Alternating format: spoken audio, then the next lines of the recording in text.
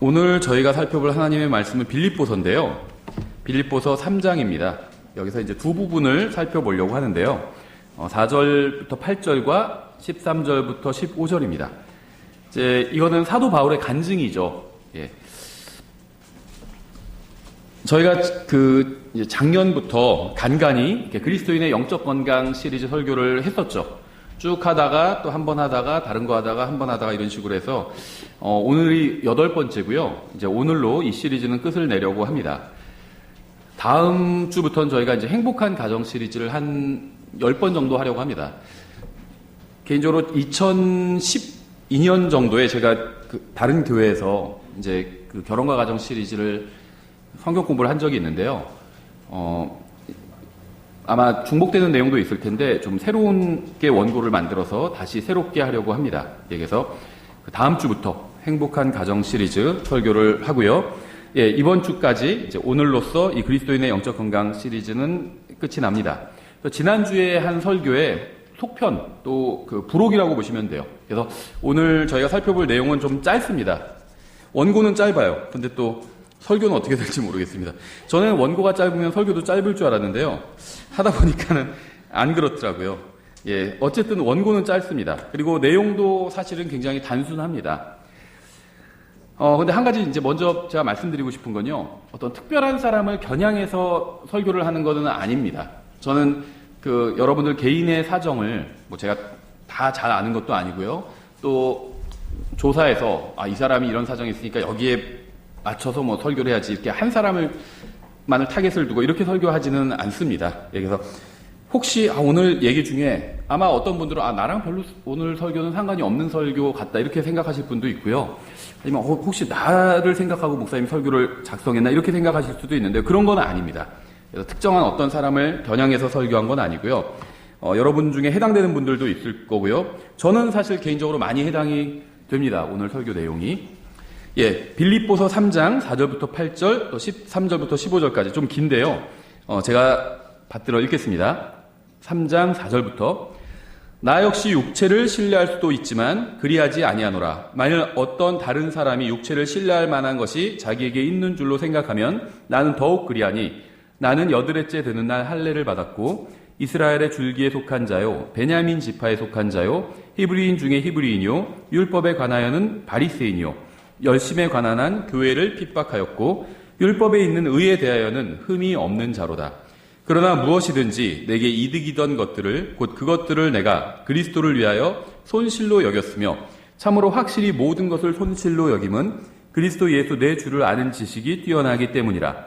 내가 그분을 위하여 모든 것에 손실을 입고 그것들을 단지 배설물로 여김은 똥이라는 거죠. 똥 말 그대로. 배설물로 여김은 내가 그리스도를 얻고 이렇게 되어 있고요. 13절에 형제들아 나는 내가 이미 붙잡은 줄로 여기지 아니하고 다만 이 한 가지 일을 행하나니 곧 뒤에 있는 그것들은 잊어버리고 뒤에 있는 것들은 과거를 말하는 겁니다. 뒤에 있는 그것들은 잊어버리고 앞에 있는 그것들에 도달하려고 나아가 그리스도 예수님 안에서 하나님의 높은 부르심의 상을 받으려고 표대를 향해 밀고 나아가노라. 그러므로 우리 완전한 자들은 다 이같이 생각할지니 만일 어떤 일에서 너희가 달리 생각하면 하나님께서 바로 이것을 너희에게 드러내시리라. 이렇게 말씀하고 있습니다. 하나님께서는 우리의 혼을 완전하게 만들어 주신 것처럼 우리의 생각도 완전해지기를 원하십니다. 그래서 오늘도 지난주에 이어서 이제 좀 생각에 관한 것들을 살펴보려고 합니다. 잠깐 기도하겠습니다. 하나님 아버지, 주님께서 저희들에게 주님의 말씀을 주셔서 감사드립니다. 저희가 주님께서 명령하시고 또 권면하신 대로 생각을 완전히 새롭게 함으로 변화받을 수 있도록 도와주시기 원합니다. 예수님의 이름으로 기도드렸습니다. 아멘. 예, 말씀드린 것처럼 오늘 본문은 이제 사도 바울의 간증입니다. 일종의 구원 간증이라기보다는 신앙 간증이죠. 사도행전엔 이제 사도 바울의 구원 간증이 나오죠. 이것은 이제 사도 바울의 신앙 간증입니다. 바울은 자신이 예수 그리스도를 만나기 전에 어떤 사람이었고 무엇을 했었는지를 아주 간략하게 말하고 있죠. 우리도 간증할 때 이렇게 하는 게 좋습니다. 대중 앞에서 간증할 땐. 내가 개인적으로 어떤 형제자매와 교제를 나눌 때 좀 더 길게 얘기할 수 있겠죠. 근데 대중 앞에서 간증을 할 때 이렇게 간략하게 말하는 게 좋은 것 같아요. 특히 자기가 어떤 죄를 지었는지 어떤 분은 저는 깜짝 놀랐어요. 막 소상히 얘기하면서 어디 가서 어느 술집 주점에 가서 무슨 죄를 짓고 이렇게 얘기하는데 그런 건 간증할 필요가 없어요. 간략하게 얘기하면 됩니다. 왜냐하면 그런 건 덕이 되지 않거든요. 그래서 간략하게 얘기하면 됩니다. 아주 좋은 이제 간증의 그 본을 보여주고 있어요. 바울은 구원받기 전에 관해서 간략하게 언급한 다음에 이제 자신의 영적 비결이 무엇인지 증언하고 있어요. 그러니까 구원받기 전에 난 이런 사람이었고 어떻게 구원을 받았는데 어떻게 변화되었다. 이렇게 말하는 게 구원 간증이거든요. 그런데 이제 어떻게 변화되었다에 한 가지 더 덧붙이고 있죠. 그래서 사실 이런 비결로 나는 이렇게 변화될 수 있었다. 이런 얘기까지 하고 있는 겁니다. 바울의 영적 비결은요. 이미 흘러간 과거는 흘러가도록 그대로 두는 것이었어요. 지나간 과거에 집착하지 않는 것이었습니다. 그렇다고 해서 과거를 완전히 망각한 건 아니었습니다. 왜냐하면요. 여전히 자신의 과거에 대해서 기록하고 있잖아요. 내가 과거에 무엇을 했고 뭐 언제 태어났고 뭐 할례를 받았고 무슨 지파였고 다 기억하고 있어요. 잊어버릴 수는 없습니다. 잊어버리는 건 불가능해요. 그렇죠? 불가능합니다. 기억하고 있지만 거기에 집착하지는 않는다는 겁니다. 다 흘려보냈다는 거예요. 이건요, 그리스도인의 영적 건강을 위해서 굉장히 중요한 부분 중에 하나입니다. 바울은 구원받기 전에 여러 가지 어리석고 죄악된 일을 하면서 살았습니다. 지난 시간 말씀드린 것처럼 막 구원받기 전에 바울을 높여주는 사람들이 있어요. 바울은 뭐 정통 유대인이었고 뭐 아주 학자였고 이런 식으로 높여주는 사람들이 있어요. 백정이었죠, 백정. 인간 백정. 그리스도인들을 잡아 죽이는 인간 백정이었어요. 구원받은 이후에 바울은요, 과거를 모두 내려놓고 표대를 향해서 밀고 나아가기 시작했습니다. 모든 힘을 다해서, 그러니까 밀고 나간다는 거예요. 모든 힘을 다해서 예수 그리스도께서 자신을 만드시기 원하시는 그 모습이 되려고 노력한 거예요. 그 목적 하나만 바라보고, 나머지는 다 부차적으로 여긴 겁니다. 오늘 우리는 하나님의 말씀을 통해서요, 한번 자기 자신을 들여봤으면 좋겠어요. 그러니까 항상 말씀드린 거지만, 설교를 할 때 다른 사람이 생각나면 안 돼요. 아, 그 사람이 오늘 설교 들었으면 좋았을 텐데 또 빠졌네. 이러실 필요는 없다는 겁니다. 말씀은 거울과 같잖아요. 자기 자신을 들여봐야 돼요. 다른 사람 생각하지 말고. 그렇죠. 다른 사람이 못생긴 건 잘생긴 건 그게 무슨 상관이에요. 다른 사람이 얼굴이 깨끗하건 지저분하건 그게 무슨 상관이에요. 내가 깨끗한 게 중요하죠. 거울로 나를 들여다봐야 돼요. 다른 사람이 아니라. 그래서 오늘 말씀을 통해서 자신을 생각해 보셨으면 좋겠어요. 아마 우리 중엔 끔찍한 일을 당한 적이 있는 사람도 있을 겁니다. 시편에 바울이 눈물로 베개를 적셨다는 기록이 있잖아요. 다윗이. 아마 그 말씀을 읽으면서 공감을 했던 분들도 있을 거예요. 저도 그런 적이 있었거든요. 정말 공감이 됐던 적이 있어요. 눈물로 그 베개를 적신 적이 있고요. 다시 돌아가기 싫은 그러한 끔찍한 어떤 경험을 한 적도 있어요. 근데 그런 경험을요, 단순히 그냥 잊어버려라 이렇게 이야기하는 것은 좀 비현실적일 수도 있습니다. 잊혀지지 않는데. 그렇죠. 신약 성경에는 바울이 기록한 많은 서신이 있습니다. 또 사도행전은요, 바울의 설교와 간증이 여러 편 실려 있죠. 바울은 자신이 교회를 핍박했다고 2번이나 고백을 했습니다. 그는 신실한 그리스도인들을 살해한 끔찍한 기억을 가지고 있었어요. 물론 바울은 당시의 유대인들의 법에 따라서 나름 정당하게 행한 것이었죠. 유대교회의 어떤 그 체계 안에선 정당하게 행한 것이었지만 구원받은 사람의 관점에선 이 세상의 신인 마귀의 뜻을 행한 것에 불과하죠. 마귀의 하수인 노릇을 했던 거죠. 바울은 구원받기 전에. 바울은 구원받은 이후에 자신의 모든 죄가 예수 그리스도의 피로 깨끗하게 씻겼음을 믿음으로 알았습니다. 그래서 교회를 핍박했던 모든 끔찍한 죄들을 세상적인 자랑거리와 함께 배설물로 여겼어요. 오늘 본문에서도 바울이 자기가 했던 것들을 쭉 열거하잖아요. 그러니까 세상적인 자랑거리가 있죠. 가문에 대한 이야기를 하죠. 자기 이런 가문에서 태어났고 또 이런 교육을 받았고 그리고 교회도 핍박했었고. 그러니까는 자기가 행한 죄와 또 자기의 세상적인 자랑거리를 다 배설물로 여겼다는 겁니다. 그렇죠. 바울은 자신의 죄와 자랑거리와 의를 모두 배설물로 여기고 마치 우리가 용변을 본 다음에 단추를 눌러가지고 뒤처리를 쫙 하잖아요. 그렇죠? 그렇게 처리해버린 거예요. 우리 인생의 많은 부분과 이 많은 부분이요. 어떻게 보면 배설물과 같아요. 하나님 앞에서. 안타깝게도. 우리는 인생의 너무나도 많은 부분을 낭비해버렸습니다. 쓸모없는 것으로 만들어버렸다는 거예요. 배설물 같은 것으로 하나님 앞에서 배설물 같은 것으로 만들어버렸다는 겁니다. 근데 더 큰 문제는요. 인생의 배설물을 그대로 간직하고 있다는 거예요. 그래서 어떻게 보면 오늘 설교의 그 주제는요, 용변을 봤으면 물을 내려라 이거예요. 물을 내리지 않는 경우가 있거든요. 지저분한 얘기가 될 수 있지만 저 화장실 갈 때요, 이제 밖에서 화장실 갈 때 커버가 내려가 있으면 긴장이 돼요.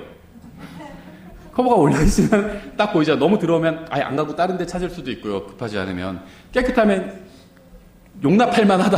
내가 상태가 급하다. 그럼 그냥 들어가죠. 내려가 있으면 긴장이 돼요. 그렇죠. 딱 열었는데 깨끗하면 다행이다 하고 지저분하면 갈등이 되죠. 내려야 돼요. 그렇죠. 일 보면 내려야 돼요.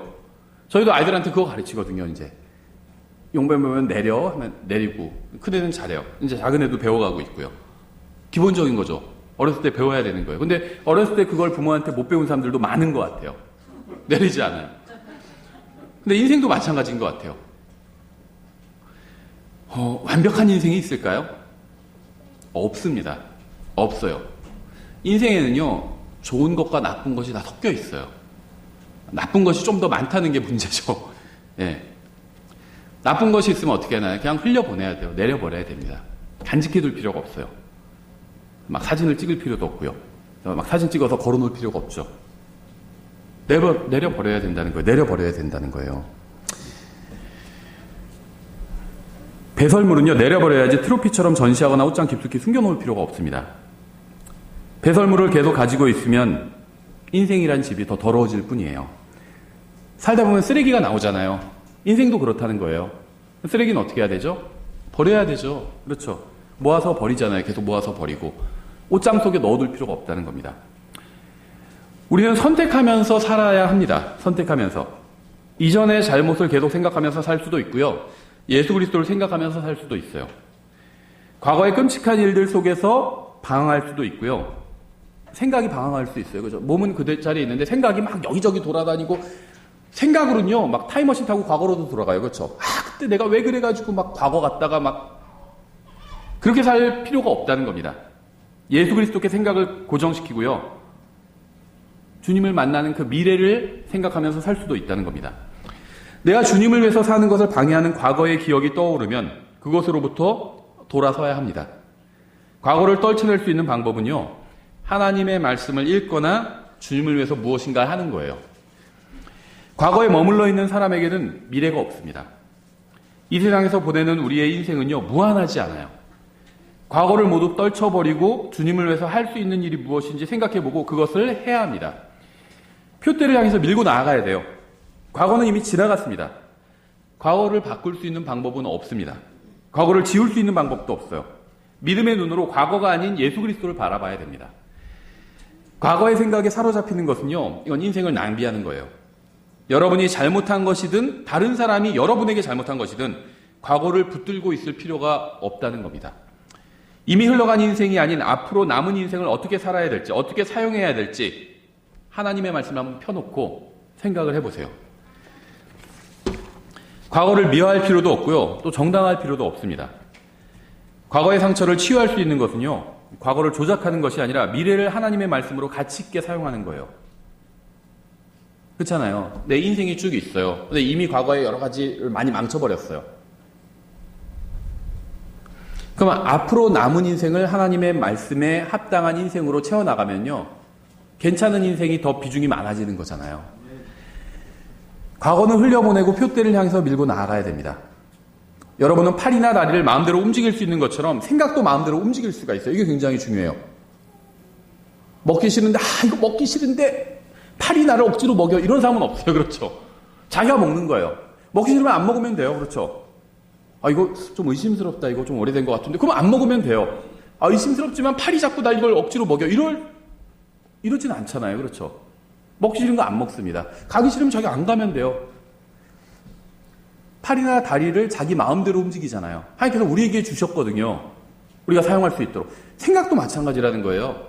생각도 내가 주관하고 통제할 수 있다는 겁니다. 생각이 과거로 향해서 갈 때 단호하게 그것을 거부하고 미래로 나아가야 돼요. 오직 예수 그리스도만 바라보면서 계속해서 표대를 향해서 밀고 나아가야 됩니다.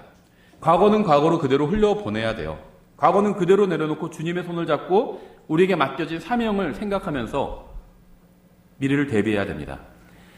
우리의 신앙생활이 빈약한 이유는요, 우리가 하나님의 말씀인 성경보다 이 세상의 영화나 TV나 인터넷이나 책이나 사상에 훨씬 더 큰 영향을 받고 있기 때문이에요. 이 세상은 구원받은 사람의 마음에도 끊임없이 밀고 들어옵니다. 계속 막 이 세상이 우리 마음속으로 전진해 들어온다는 거예요. 구원받았다고 해서 피해가지 않아요. 세상은 막 계속 밀고 들어옵니다. 따라서 일주일에 설교 한두 편만 들어서는요, 마음과 생각에서 거짓된 것과 헛된 것을 몰아내기가 거의 불가능해요. 계속 왜 과거의 실수에 집착하고, 과거 내가 잘못했던 것에 집착하고, 왜 헛된 것에 시간을 낭비하면서 사는지. 한번 과거 일주일, 지난주, 주일부터 어제까지 일주일의 여러분의 삶을 여러분 자신이 한번 평가를 해보세요. 정말 영원히 가치 있는 일에 얼마나 사용을 했는지. 헛된 일에 훨씬 사용을 많이 했을 거예요. 저부터도 그렇거든요. 그때 왜 거기서 또 시간 낭비를 그렇게 하고 헛된 일에 시간을 많이 썼다는 거죠. 근데 헛된 일에 시간을 많이 쓰는 이유는요, 하나님의 말씀으로 충분히 공급받지 못해서 그래요. 주일에 교회에 나와서 경배를 드리는 건 좋은 일이죠. 설교를 듣고 성경 공부도 듣고 좋은 일입니다. 설교 한 편 듣고 성경 공부 하나 듣고 일주일에, 이것으로는요, 영적인 생명을 유지해 나가는 건 불가능한 거예요. 불가능한 일이에요. 매일 자신에게 영적인 생명을, 영적인 양식을 공급해야 돼요, 스스로가. 과거에 나에게 잘못한 사람이 있다면 어떻게 해야 될까요? 세상은요, 용서하라고 합니다. 나에게 과거에 잘못한 사람이 있죠. 나도 잘못한 적이 있고, 누군가에게. 또 나에게 근데 그건 잘 생각이 안 나죠. 내가 잘못한 건. 다른 사람이 나에게 잘못한 것만 생각이 계속 나요. 디테일하게 그것도. 근데 그런 사람은 어떻게 해야 될까요? 세상에서는요, 용서하라고 그래요. 용서하라고 그래요. 나에게 잘못한 모든 사람을 용서해야 될까요? 한번 생각해 보세요. 나에게 잘못한 사람들이 있어요. 내가 누군가에게 잘못했다면 그 사람한테 가서 용서를 구해야 되죠. 나에게 누군가 잘못을 했어요. 그랬을 때 내가 그 사람들을 다 용서해 줘야 될까요? 근데 성경은 그렇게 말씀하신 적이 없어요. 하나님께서는요, 죄를 지은 모든 사람을 용서해 주지는 않으십니다. 하나님은 오직 회개하는 사람만 용서해 주세요. 그렇죠. 성경은 단 한 번도 우리에게 잘못하는 사람을 아무런 조건 없이 용서해 주라고 말씀하신 적이 없습니다. 용서는요, 반드시 회개가 전제가 되어야 돼요. 회개하고 용서를 구해야 용서해 줄 수 있는 겁니다. 하나님은 지금도요, 회개하지 않는 사람은 용서하지 않으시고 지옥에 던져버리고 계십니다. 매일 수많은 사람들을 지옥에 보내고 계세요. 왜냐하면 회개하지 않기 때문에. 회개하면 용서해 주는데 회개하지 않으면 용서해 주지 않으신다는 거죠. 용서해 주고 싶어도 회개하지 않으면 용서할 수가 없어요. 골로새서 1장 13절 이렇게 되어 있습니다. 그분께서 우리를 어둠의 권능에서 건져내사 자신의 사랑하는 아들의 왕국으로 옮기셨으니 그분 안에서 우리가 그분의 피를 통해 구속 곧 죄들의 용서를 받았도다. 하나님께서는 아무런 조건 없이 용서해 주시는 분이 아닙니다. 만약 하나님께서 모든 사람을 무조건적으로 용서해 주신다면 예수 그리스도께서 십자가에 달려 죽으실 필요가 전혀 없었을 거예요. 하나님께서는요, 죄인을 용서해 주시는데요, 그 이유는요, 예수 그리스도께서 죄값을 치러주셨기 때문이에요. 이유가 있다는 거죠. 이유가 있으니까 용서해 주신다는 겁니다. 용서의 근거가 있다는 거예요. 값이 치러지지 않은 죄는 결코 용서해 줄 수가 없다는 겁니다.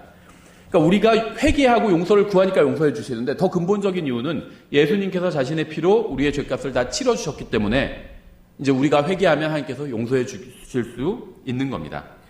성경이 말씀하시는 용서는요, 항상 회개가 전제가 돼요. 요한일서 1장 9절에 만일 우리가 우리의 죄들을 자백하면, 이게 회개죠. 그분께서는 신실하시고 의로우사 우리의 죄들을 용서하시며 모든 불의에서 우리를 깨끗하게 하시느니라. 회개하지 않았는데 용서하는 것은 성경이 말씀하시는 용서는 아닙니다. 여러분에게 잘못을 행한 사람이 회개하지 않아도 용서하고 싶으면 용서하세요. 그건 여러분 자유예요. 용서하는 것은 자유지만 회개 없는 용서는 성경의 용서는 아니라는 겁니다.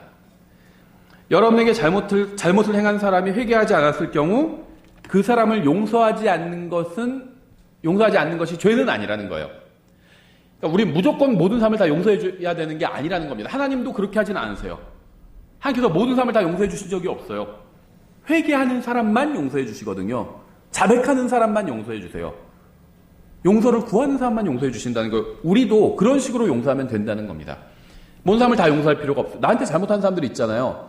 이게 이제 왜 괴롭냐면요, 과거에 나한테 잘못한 사람이 있는데 그 사람을 막 용서해야 된다는 강박관념에 사로잡혀 있어요. 그 다음에 회개하지 않으면 용서하지 않아도 돼요. 그냥 과거는 과거대로 덮어두면 되는 겁니다. 굳이 막 심지어 어떤 사람은 찾아가가지고 당신을 용서합니다. 근데 그 사람은 내가 잘못한 게 없는데 이런 경우도 있어요. 네. 내 기억 속에서는 이 사람이 잘못해서 내가 간신히 용서를 해냈는데 이 사람은 인정을 안 해요. 나 잘못한 거 없는데? 회개하지 않는 사람을 용서할 필요는 없다는 겁니다. 용서하면 잘못된 거다 이런 얘기를 하는 건 아니에요. 근데 용서를 꼭 해야 되는 건 아니라는 겁니다. 용서는 회개해야지 할 수 있는 게 용서예요. 그게 성경적인 용서입니다. 회개가 있고 그 다음에 용서가 있는 게 이게 성경적인 순서예요. 회개 없이 용서만 하는 건 그냥 자기 마음에 그렇게 할 수는 있겠지만 성경에서 말씀하시는 용서는 아니라는 겁니다. 근데 이 사람이 회개를 안 한다. 내가 꼭 용서해야 될 필요는 없는 거예요. 그냥 그건 그대로 묻어두고 가면 되는 겁니다. 그렇죠? 하나님께서 다 갚아주시겠죠. 하나님께서는요, 세상을 사랑하셔서 자신의 아들이 십자가 위에서 죽게 하셨어요. 하나님께서는 자신의 아들의 죽음을 통해서 누구라도 원하면 구원받을 수 있는 길을 마련해 주셨죠. 누군가 구원받지 못하고 용서받지 못했다면 그건 하나님이 아닌 자기 때문이죠. 죄를 용서받을 수 있어요. 하나님께 용서해달라고 구하기만 하면 됩니다. 자백하기만 하면 돼요. 그런데 용서받지 못했다면 자기 때문이라는 거죠. 자기가 용서를 구하지 않았기 때문에 용서받지 못한 거죠. 우리에게 죄를 지은 사람이 회개하고 용서를 구하면 용서해 주어야 됩니다. 그건 하나님의 명령이에요. 회개하는 사람을 용서하는 것은요, 하나님의 명령이자 또 하나님의 성품에 속한 일입니다. 하지만 회개하지 않은 사람을 용서하는 건요, 하나님의 성품에 속한 일이 아니에요. 하나님의 성품에 반하는 일입니다. 회개하지 않았는데 용서하는 건 하나님의 성품에 반하는 일이에요. 근데 회개하는 사람을 용서해 주는 건 하나님의 성품에 부합하는 일이라는 거죠.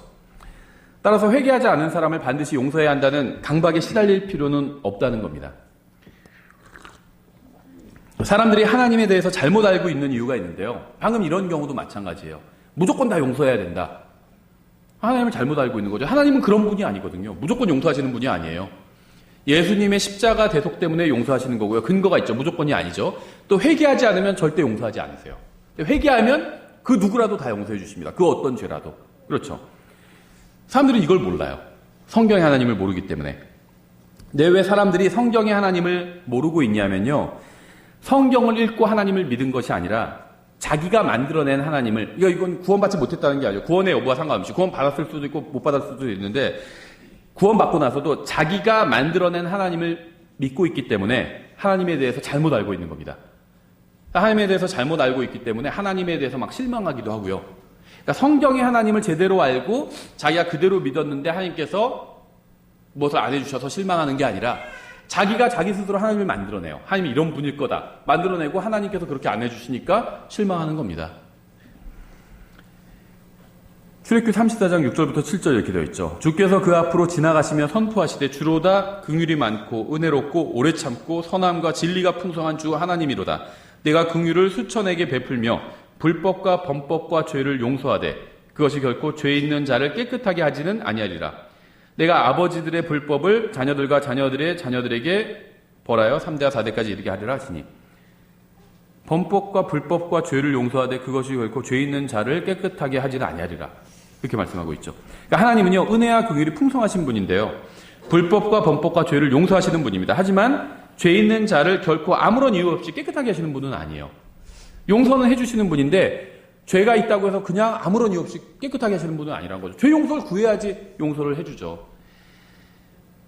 로마서 3장 23절 이렇게 되어 있어요. 모든 사람이 죄를 지어 하나님의 영광에 이르지 못하더니 그리스도 예수님 안에 있는 구속을 통해 하나님의 은혜로 값없이 의롭게 되었느니라.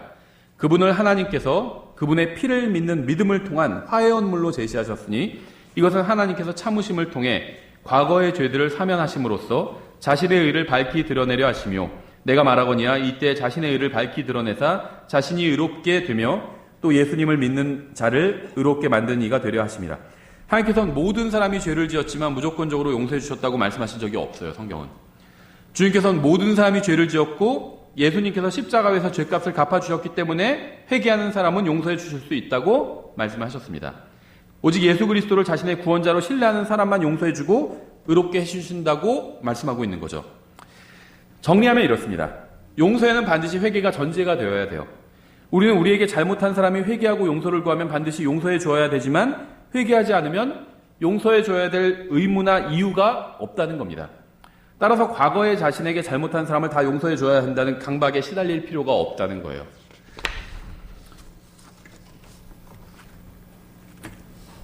제가 가정에 대한 말씀들을 한번 쭉 인용해 볼게요. 에베소서 5장 31절 이렇게 되어 있어요. 이런 까닭에 남자가 자기 아버지와 어머니를 떠나 자기 아내와 결합하여 그들 둘이 한 육체가 될지니라. 이제 이상적인 어떤 가정에 대한 말씀들이에요. 이 창세기 2장을 인용한 거죠, 이건. 또 33절. 그럼에도 불구하고 너희 각 사람이 자기를 사랑하듯 개별적으로 자기 아내를 사랑하고 아내도 주의하여 자기 남편을 존경할지니라. 이 말씀을 기억하면서 디도서 2장을 보시면요. 3절에 이렇게 되어 있어요. 연로한 여자들도 그와 같이 하여 거룩함에 합당하게 처신하도록 하며 거짓으로 비난하지 말고 자기를 많은 술에 내주지 말며 선한 것들을 가르치는 자가 되게 하라. 이것은 그들이 젊은 여자들을 가르쳐서 맑은 정신을 가지며 자기 남편을 사랑하고 자기 자녀들을 사랑하게 하며. 여기서는 여자들이 해야 될 본질적인 일에 관해서 말씀하고 있는 거죠. 또 디모데전서 3장 2절에서 남자에 대한 말씀이 있어요. 그러므로 감독은 반드시 책망받을 것이 없으며 한 아내의 남편이며 깨어있으며 맑은 정신을 가지고 있으며 행실이 바르며 손님 대접하기를 힘쓰며 가르치는 재능이 있으며 자기를 술에 내주지 아니하며 구타하지 아니하며 더러운 이익을 탐내지 아니하며 오직 인내하며 말다툼하지 아니하며 탐욕을 부리지 아니하며 자기 집을 잘 다스려서 자기 자녀들을 모든 위험으로 복종시키는 자라야 할 것이며 남자가 자기 집을 다스릴 줄 알지 못하면 어찌 하나님의 교회를 돌볼 수 있으려. 감독에 관한 말씀이지만요, 기본적으로 모든 이상적인 남성상이죠. 다른 한 군데만 더 보시면요, 이렇게 되어 있어요. 에베소서 6장 1절에 자녀들아 주 안에서 너희 부모에게 순종하라. 이것이 옳으니라. 내 아버지와 어머니를 공경하라. 그것은 약속 있는 첫째 명령이니 이것은 내가 잘되고 땅에서 장수하게 하려 함이라. 자, 가정에 관한 말씀들을 인용했습니다. 아내에 관한 말씀, 이상적인 남편에 관한 말씀, 또 자녀들에 관한 말씀. 정리하면 이렇습니다. 아내를 사랑해야 되죠. 남편을 사랑해야 됩니다. 아이들을 사랑해야 돼요. 자신의 가족을 사랑해야 됩니다. 또 아버지와 어머니를 공경해야 됩니다. 아내와 좋은 관계를 유지해야 되죠. 남편과 좋은 관계 유지해야 되고요. 아이들과도 좋은 관계 유지해야 돼요. 예수님과도 좋은 관계 유지해야 되죠. 부모님에 대한 좋지 않은 기억이 있는 분들도 있을 거예요. 그러니까 성경이 이렇게 이상적인 좋은 가정에 대해서 말씀하고 있어요. 우리가 이걸 예전에 배웠다면 얼마나 좋았을까요? 우리 부모님이 이걸 배웠다면 얼마나 좋았을까요? 그렇죠?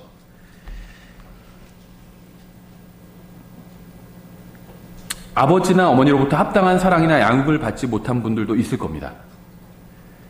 하지만 구원받은 사람에게는요, 예수님이 있고 성경이 있어요.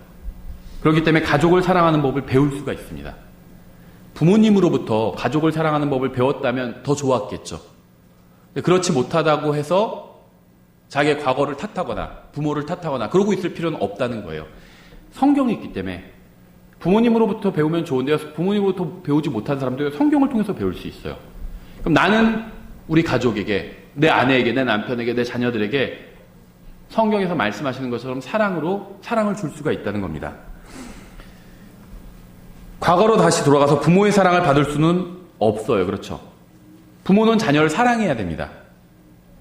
사랑하는 법을 가르쳐 줘야 돼요. 근데 그걸 배우지 못하고 했다고 해서 과거로 돌아가서 다시 부모의 사랑을 받을 수가 없다는 거죠. 과거에 부모로부터 사랑을 많이 받고 자란 자녀가 있어요. 그렇죠? 그런 사람이 있어요. 그럼 좋죠. 성경적이고요. 그런데요, 그렇게 받지 못한 사람도 있다는 겁니다. 그럼 그런 사람은 어떻게 해야 될까요? 과거로 돌아갈 수가 없어요. 그런데 감사하게도요, 돌아갈 필요도 없습니다. 돌아갈 필요도 없어요. 예수님과 함께 있고요, 하나님의 말씀을 가지고 있다면 아무리 어두운 과거가 있다 해도요, 밝은 미래로 나아갈 수가 있습니다. 여러분에게 친구와 가족과 영원한 생명과 하나님의 말씀과 예수님이 있다면 내가 가지고 있는 것에 집중하면 돼요. 저는 여러분의 아버지와 어머니가 여러분을 사랑으로 양육한 훌륭한 분들이었기를 바랍니다. 부모의 사랑을 받으면서 성장한 사람은요, 정말 큰 축복을 받은 거예요. 하지만 모든 부모가 다 사랑이 넘치는 것은 아닙니다. 학대를 당하면서 자란 사람들도 있어요. 자녀를 사랑으로 키우지 않은 부모도 있습니다. 하지만 그렇다고 해서 절망하거나 불행한 과거에 붙들려 있을 필요가 없다는 겁니다. 구원받은 사람의 그 어떤 과거도, 그 어떤 불행도 예수 그리스도와 함께하는 미래를 바꿀 수는 없기 때문이에요. 저는 상처에는요, 두 가지 면이 있다고 생각합니다. 두 가지 면. 상처는요, 이 과거의 아픔의 흔적도 될 수가 있고요. 그러니까 상처라는 게 이 사전 찾아도요, 두 가지로 나와요. 제가 말하는 두 가지 면은 아닌데, 이 상처가 첫 번째 지금 손상을 당한 상태죠. 이것도 상처예요. 그리고 손상을 당했다가 아무런 흔적도 상처라고 되어 있어요. 사전 찾아보면. 제가 말하는 건 이제 그 두 번째 의미예요.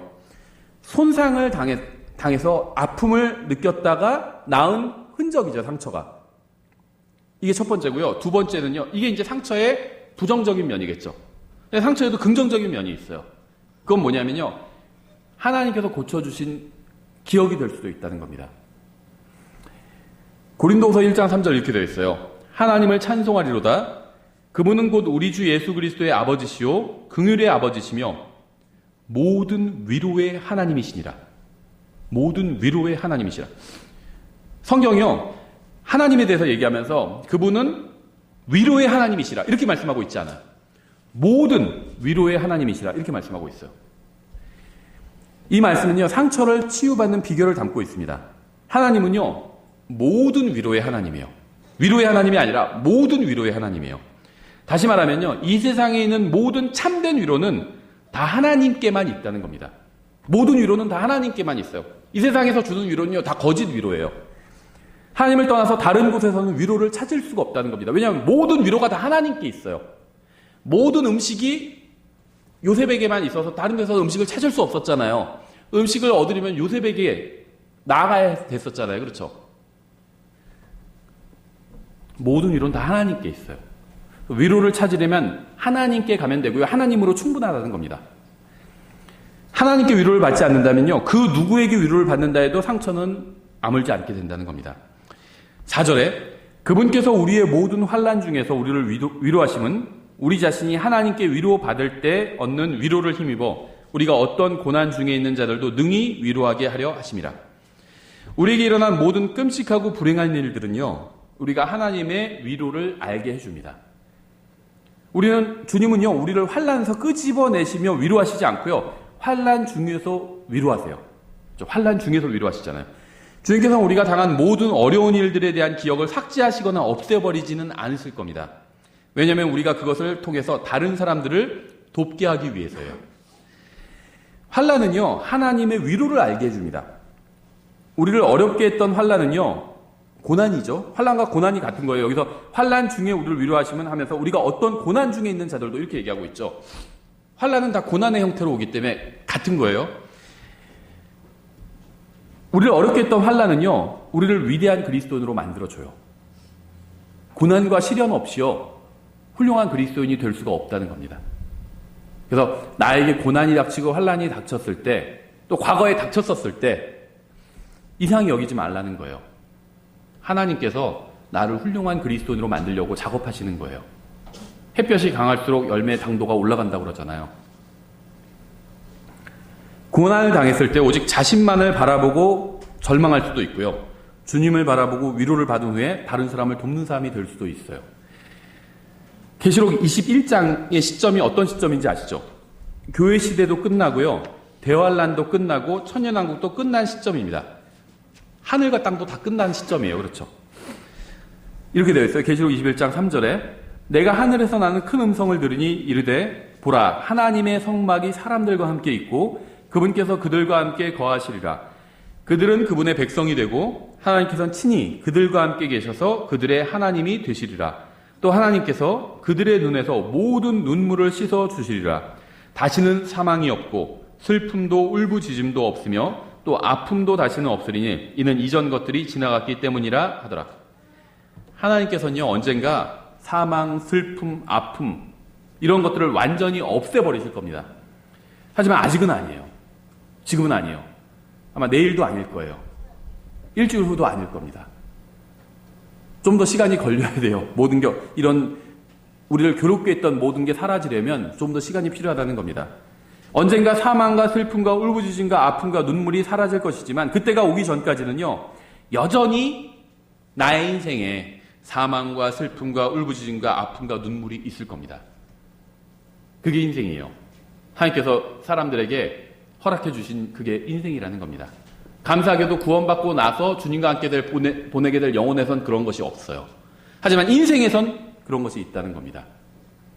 받아들여야 된다는 거예요. 안 좋은 일들도. 그리고 흘려보내야 된다는 겁니다. 정리하면요. 이미 지나간 과거의 상처를 계속 생각하면서 살 필요가 없습니다. 상처는 과거에 우리에게 어려움을 주었지만 하나님의 위로도 가르쳐 주었어요. 과거를 미화할 필요도 없고요. 회개하지 않은 사람을 용서할 필요도 없습니다. 하나님께 감사하게도요. 여러분은 생각을 주관하고 스스로 통제할 수가 있어요. 과거는 바꿀 수 없지만 미래는 바꿀 수 있습니다. 어제는 바꿀 수 없지만 내일은 바꿀 수 있어요. 그렇죠? 이미 지나가버린 바꿀 수 없는 과거를 생각하지 말고요. 예수 그리스도를 생각하고 여러분에게 남은 인생과 영원을 생각해 보셨으면 합니다. 여러분은 영적으로 건강해질 수 있고요. 하나님의 뜻대로 살 수 있고요. 후회 없는 인생을 살 수도 있습니다. 이 모든 것은요. 여러분이 주님께 얼마나 순종하고 하나님의 말씀을 얼마나 따르는지에 달려 있어요.